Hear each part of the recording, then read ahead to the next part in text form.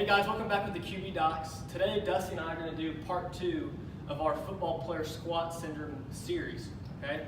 So first we showed you the impairments and why those impairments happen over time and trying to perform a squat to death, because we know all strength and conditioning coaches are going to tell you to get your butt down and get your depth. They might not know why you can't get your depth. So we're going to show you an exercise that you can use to start getting through that process of working through your impairments while maintaining proper range of motion and stability through the whole kinetic chain. All right. So a really popular exercise to perform is to do squats with a band around the knees. All right. So a lot of people who lack stabilization in the hips, they want to turn on these hip abductors, external rotators, will use this exercise to keep those knees tracking properly whenever they squat.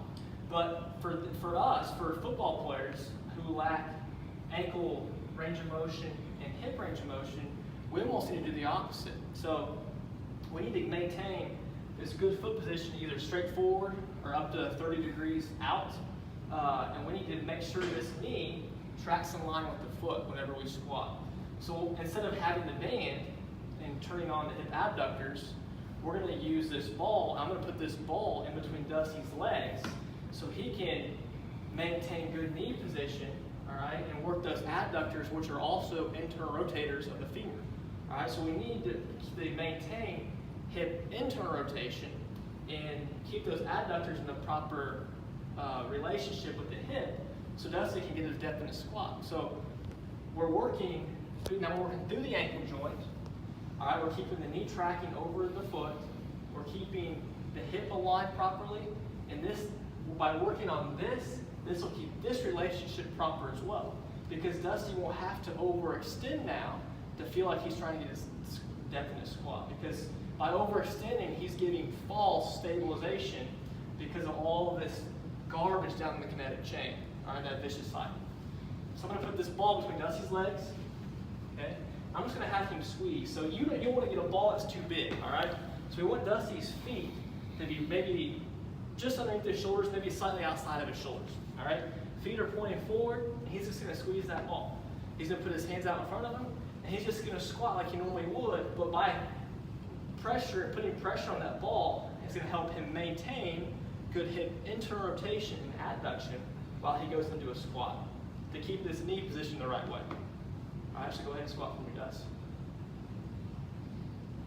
Good, and you can see that this knee tracks a lot better for him now because this foot's in a good position. All right, so by maintaining good position here with his hips, it keeps a good enough foot position, and he's able to get depth with a neutral trunk, and that's what we're working on. Okay, let's do it one more time. Good. Let's do it from the side angle too. All right, just so you can see it from the side. But again, like the other video, you better work your ankle range of motion and everything first, because you still won't get down there by just doing this exercise. Yes. Good point. We'll do 2 from the side, because I still lack ankle range of motion, so I tend to want to come forward or my heel is going to come up.